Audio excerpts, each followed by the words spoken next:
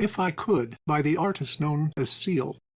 This is a song that I likely would not have come across if it weren't for the recommendation of a very good friend of mine, Dr. Larry Swanson. Larry and I were discussing the use of diminished seventh chords and their roles in creating dissonance and resolution. He cited this song in particular for being one of his favorites in its use of diminished seventh chords. If I Could consists of 3 verses. The first 2 are identical. The third verse is a variation featuring a duet between Seal and Joni Mitchell. Melodically speaking, the song is very simple, straightforward, and doesn't really move away from its tonic of E natural. What I find to be ear-catching, giving much mood to the song, however, is the specific chord choices that the arranger has chosen to support the melody. Let's listen to an instrumental version of the first verse and refrain.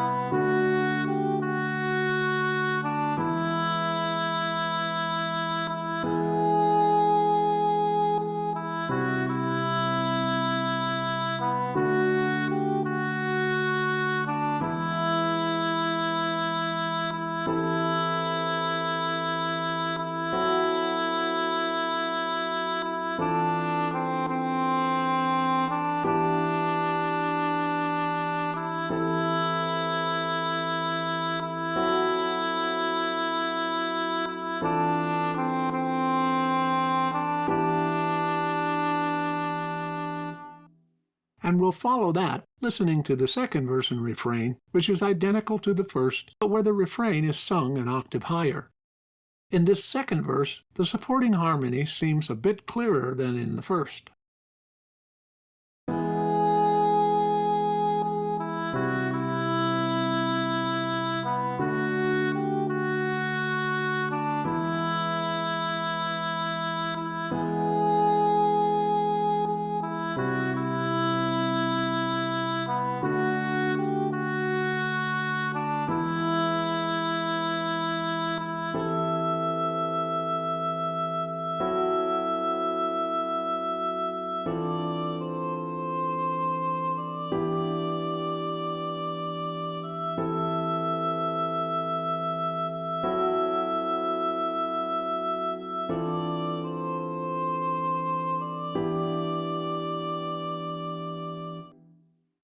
In transcribing these verses, one of the first ear-catching features I heard was that although the song is written in the key of E major, and all of the supporting harmony is made up of major triads, the song sounds unmistakably minor in quality.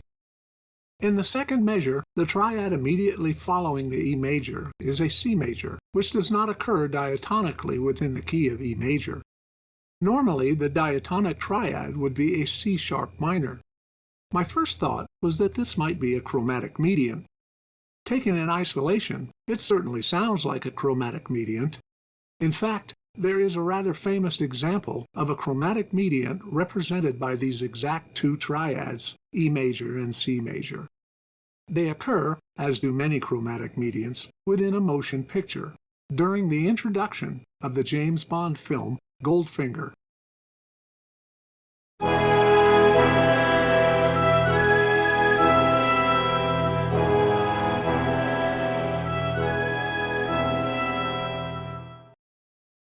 But there is an overlap between this particular chromatic mediant, which is built upon a randomly lowered 6th scale degree in the key of E major, and the diatonic chord built upon the variable lowered 6th scale degree in the related key of E melodic minor. To determine which of the overlapping chords we are dealing with, we must first determine the context of that chord by observing the other chords which surround it. In this piece, when we transcribe the triads that follow the C major in measures 3 and 4, we find ourselves with a D major triad, which also does not occur in the key of E major, returning us to the original E major triad. In the key of E major, the diatonic triads in measures 2 and 3 would have normally been a C sharp minor followed by a D sharp diminished. So where might a C and D major triad come from that would make sense within the key of E major? When we look at the related key of E melodic minor, E major's parallel minor, we find both a C major triad and a D major triad. This is thanks to the E melodic minor's variable lowered and raised scale degrees 6 and 7.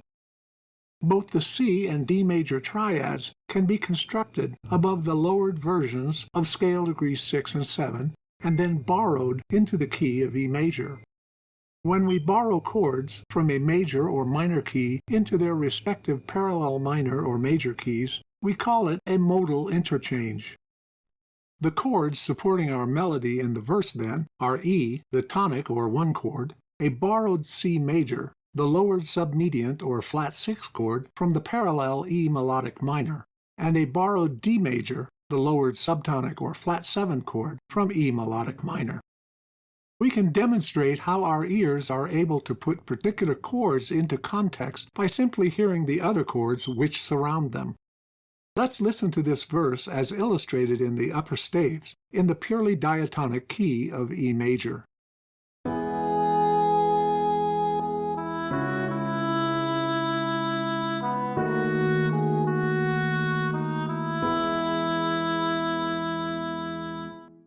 Now contrast this same verse as illustrated in the lower staves, written in the purely diatonic E minor.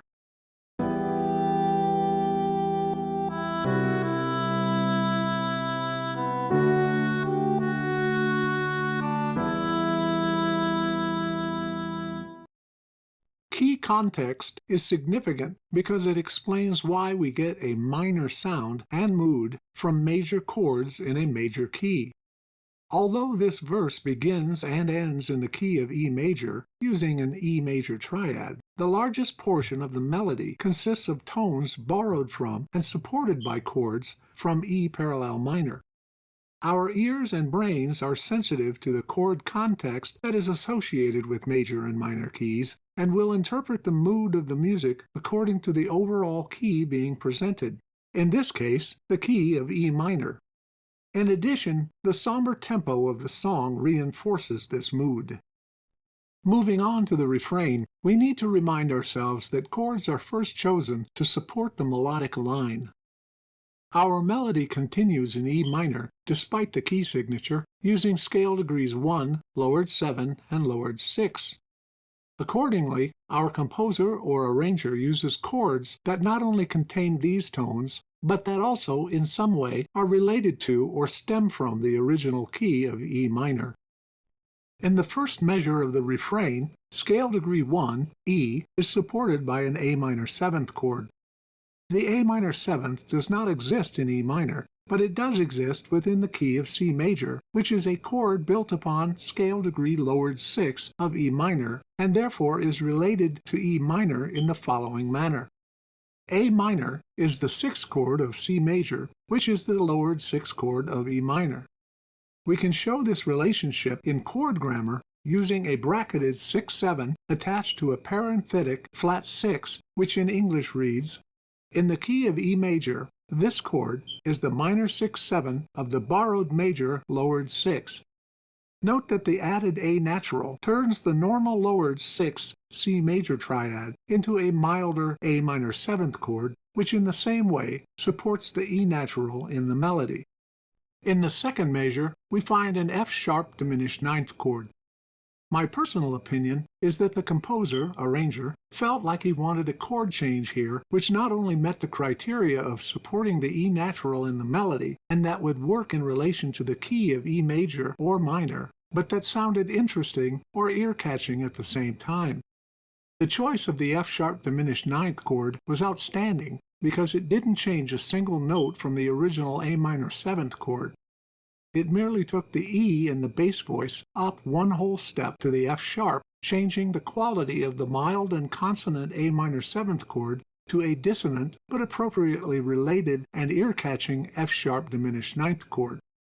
As we see in the chord grammar, the F-sharp diminished ninth chord is related to the key of E major as a borrowed 2 half-diminished ninth chord using the lowered scale degree 6 from E melodic minor. In the third measure, we find a D minor ninth chord which simultaneously gives harmonic support to both the D natural and C natural in the melody. Note that the change in the chord requires only minimal movement of the inner voices. The G natural from measure 2 moves down a whole step to F natural, while the E natural from measure 2 moves down a whole step to D natural. The F sharp in the bass line of measure 2 returns downward to the E natural in measure 3, providing us with the ninth for the chord. The chord grammar for the D minor ninth, bracketed 2/9 attached to the parenthetic flat 6, is read as, in the key of E major, this chord is the minor 2/9 of the borrowed major lowered 6. Finally, in measure 4, we make an apparent return to an E minor 7th chord. I say apparent return because we are not in the key of E minor, although that is what we sense. Since we are actually in the key of E major, we must place the E minor 7th in context to it by calling it a bracketed 3/7 chord attached to the parenthetic flat 6. We read this as, in the key of E major, this chord is the minor 3/7 of the borrowed major lowered 6. Let's listen to the passage and observe just how haunting this particular chord succession is.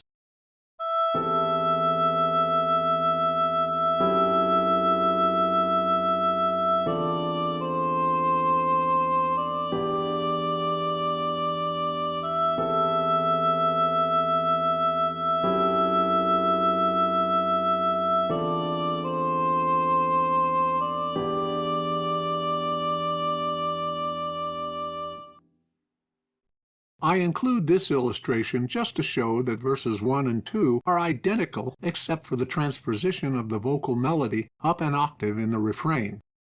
Let's listen now to the third and final verse.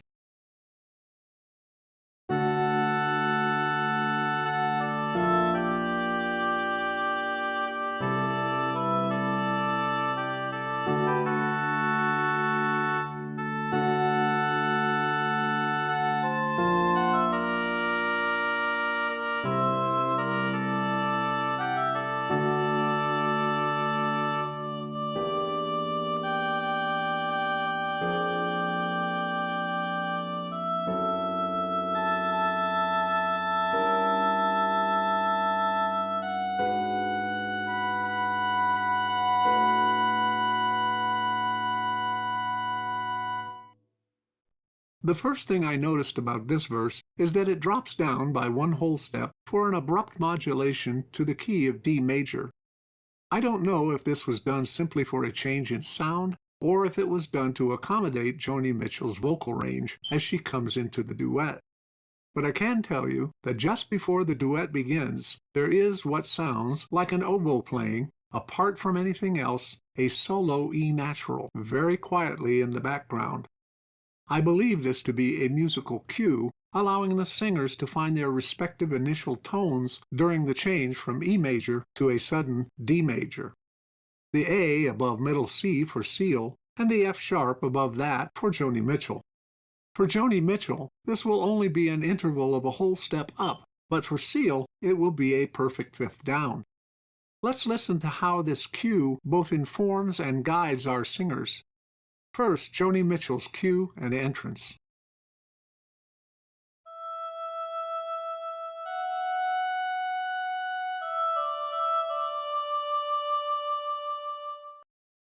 Next, Seal's cue and entrance.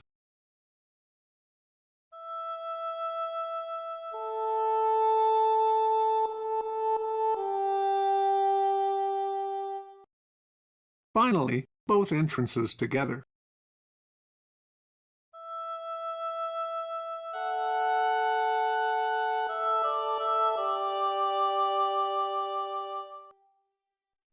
Beyond this, verse 3 is identical to verses 1 and 2, with the exception that verse 3 has modulated to the key of D major. The supporting harmony, however, is still the tonic or 1 chord, followed by the lowered 6, followed by the lowered 7, returning to the 1. The refrain in verse 3 prepares us for the close of the song. The refrain demonstrates a chromatic ascent which seems to build to a conclusion. The chromatic ascent appears as shown and sounds like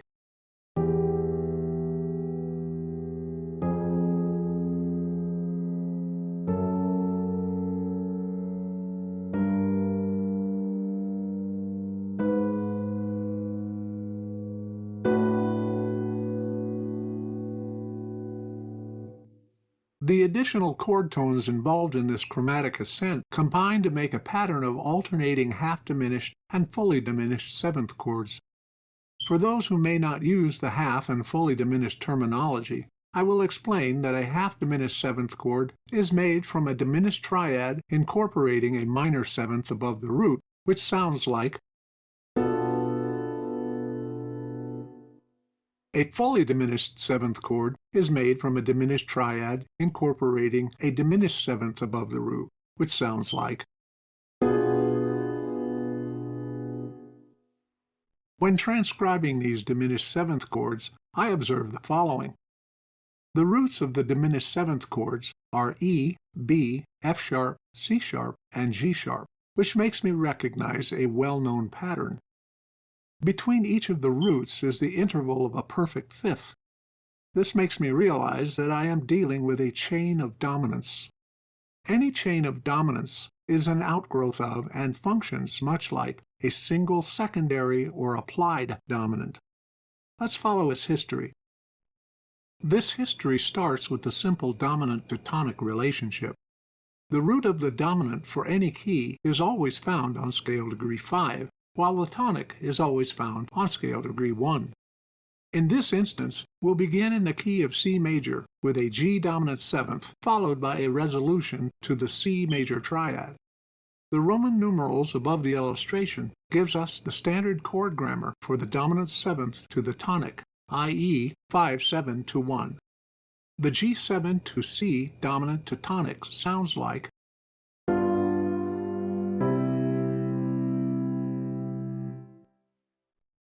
In this next illustration, we see the introduction of an applied or secondary dominant. In this example, we have taken the normal 5 chord and tonicized it, or, put another way, we have taken the dominant or 5 chord and turned it into a tonic or 1 chord. If the G is now scale degree 1, we can find its dominant by stepping up to scale degree 5, which is a D natural. The D dominant 7th chord is now applied to and resolves to the G dominant 7th chord, which, in turn, resolves to the C tonic.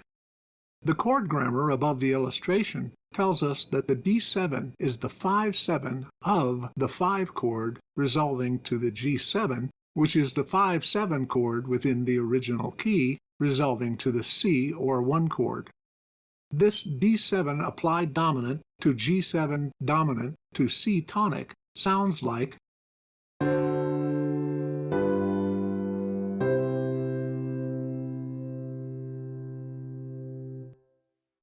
Finally, we are introduced to a chain of dominants, which consists of 3 or more dominants in a row.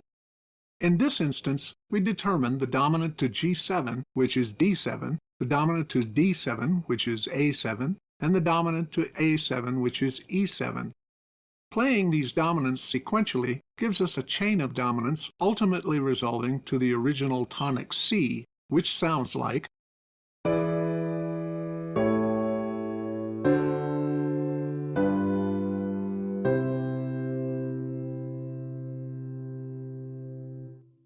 All of this is based on a pattern which is associated with moving through the circle of fifths. Beginning with C, if we move downward through the circle of fifths, we will see that it makes a pattern of what we call falling or descending fifths. Observe how this pattern of purely descending fifths covers such a large range that special notations, such as 8VA, meaning play an octave higher than written, must be made for its performance. The fact is that this pattern, as written, is impossible to play on a piano because the final 2/5 are below the range of the piano keyboard.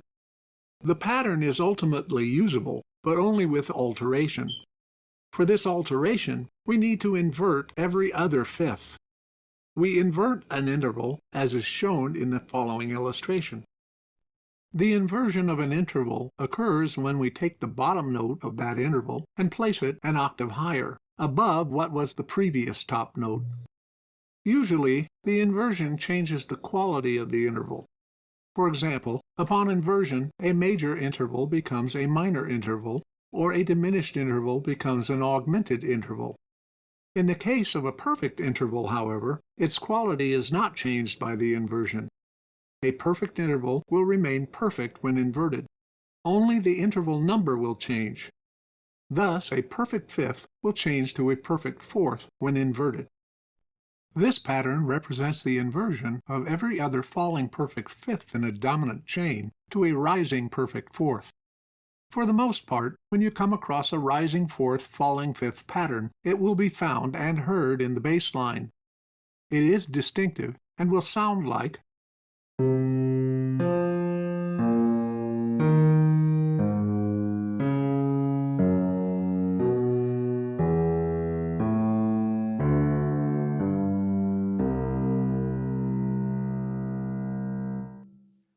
Notice that when we use the rising fourth falling fifth pattern, we can make a complete journey around the circle of fifths, covering a range of only one octave, unlike the purely falling fifth pattern, which requires a 3-octave range. Observe that beginning with the C, each tone is the dominant or scale degree 5 of the next tone in line. This continues, and when we arrive at the tone called C flat, the notation for the pattern becomes unconventional. Just remember that C flat is the enharmonic equivalent of B natural, and follow the circle of fifths from there.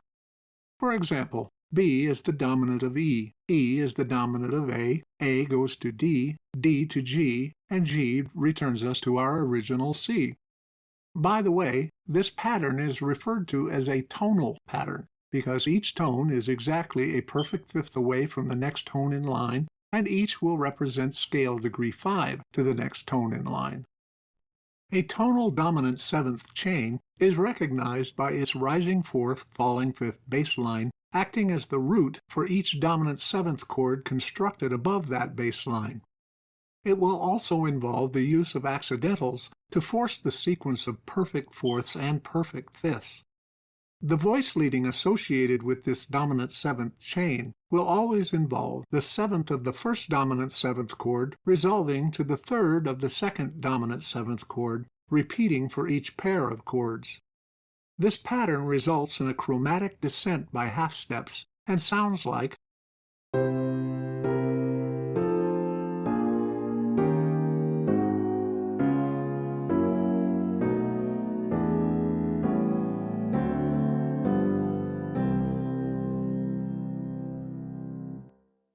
There is a second type of rising fourth falling fifth pattern called a modal dominant chain.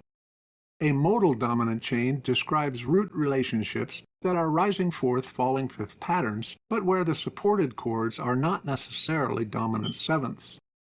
In a modal dominant chain, the only accidentals used are those that are part of the key signature. Thus, in the key of C major, one will not see an accidental. The rising fourth falling fifth pattern is diatonic to whatever key or mode one is using, and the pattern will always contain a tritone between scale degrees 4 and 7. The triads and/or seventh chords constructed above the bass line can be of any quality, major, minor, or diminished. The modal dominant chain sounds like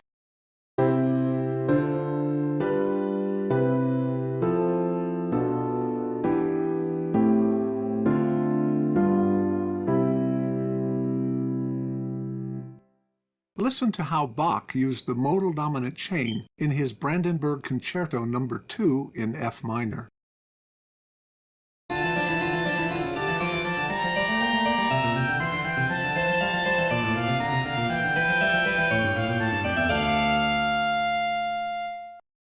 First, for the purposes of orientation, notice that the title states that the piece is written in the key of F minor. The key signature and the chords, however, tell us that here Bach has made an excursion into the key of D minor. More specifically, we are in the key of D melodic minor, as evidenced by the presence of both the lowered and raised versions of scale degrees 6 and 7 within the excerpt. In the bass line of the harpsichord, note the red notes. Even though this bass line is highly embellished, we can still see the rising fourth, falling fifth pattern as we progress through the octave. None of the chords are applied or secondary dominants. Rather, the chords supported by the rising fourth, falling fifth progression are diatonic to the key of D melodic minor.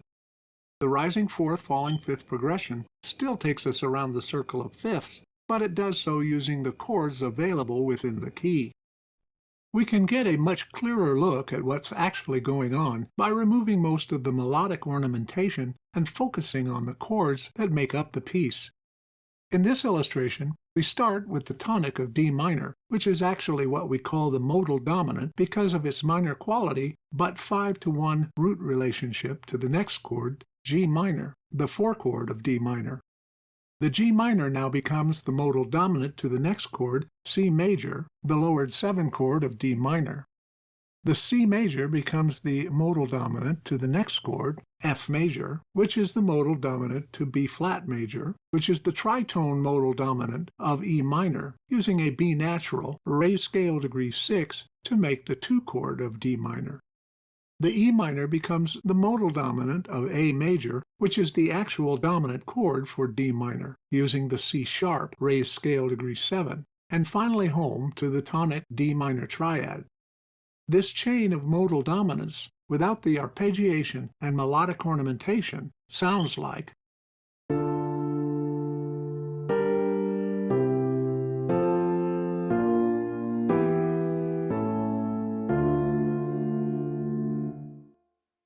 which leads us nicely around the circle of fifths from D minor to D minor, not only prolonging the D minor chord itself, but adding interest and movement within the prolongation. One of the most versatile characteristics of the rising fourth, falling fifth pattern is that you can put any type or quality of chord into it that you like. Major, minor, diminished or augmented triads, or seventh chords, or any mixture thereof. As long as the tones of the rising fourths or falling fifths comprise the roots of the chords, your choices are pretty much unlimited. One particular innovation in jazz music was to build dissonant, half or fully diminished seventh chords above the rising fourth, falling fifth pattern, acting as roots of the chords. We see here that the normal dominant to tonic, becoming a new dominant to tonic, becoming a new dominant to tonic, is maintained by the rising fourth, falling fifth pattern. We also see that the alternating half-diminished and fully diminished seventh chords produce a downward or descending pattern of half steps in the top voice. In this illustration, the pattern sounds like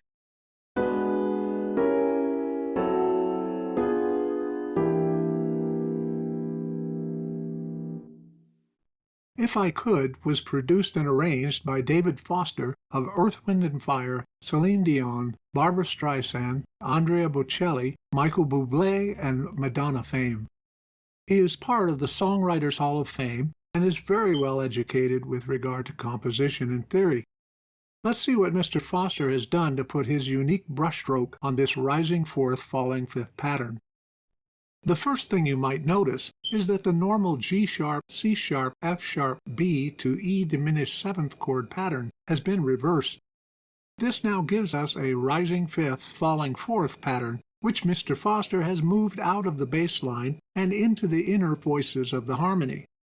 He has done this so that the outer voices of the chords will give us a harmonized ascending half-step scale from E G to F A flat to F sharp A to G B flat to G sharp B, which sounds like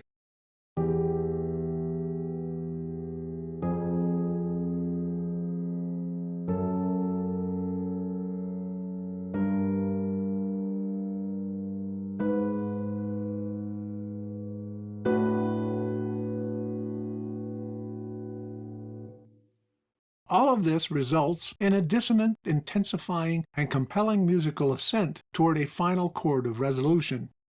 In this case, the difference between the final dissonant diminished seventh chord and the consonant chord of resolution is a single tone. Observe that our chord of resolution is a B minor seventh. The only difference between the G sharp diminished seventh and the chord of resolution is the G sharp in the bass voice moving up 1/2 step, resolving to an A natural. In essence, the dissonant chord resolves to a consonant chord by the stepwise movement of a single tone. It is interesting that none of the half-diminished nor fully diminished seventh chords are functional. That is to say, none of the half-diminished nor fully diminished seventh chords resolve to their respective tonic chords. David Foster has treated these chords only as sonorities or simple sounds in order to give some harmonic texture to the essential melody. Listening to a harmonic reduction of this texture, made up of its chromatically ascending outer voices and internalized reversed pattern of rising fifths and falling fourths, we hear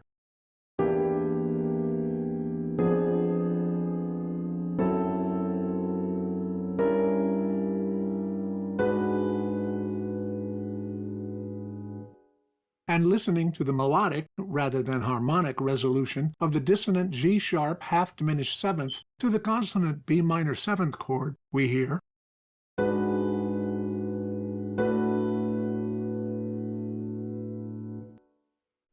I hope this video will give you some idea of the ways truly educated composers and arrangers use chords outside of and in addition to their traditional functions. I want to thank my good friend Dr. Larry Swanson for introducing me to Seal's recording of this song and for pointing out the really interesting chord usages throughout. Till next time, then, I wish you great success in your musical endeavors.